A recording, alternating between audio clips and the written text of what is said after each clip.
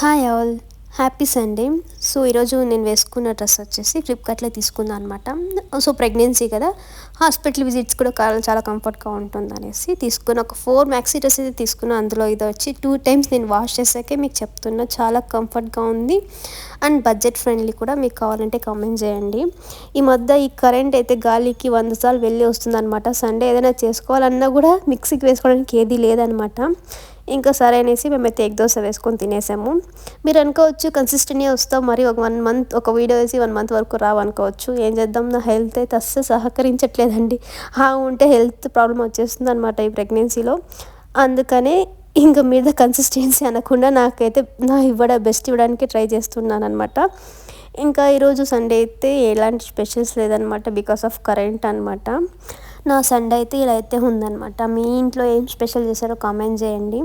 and ప్రెగ్నెన్సీలో ఉన్న వాళ్ళు బయట ఫుడ్ ఎక్కువ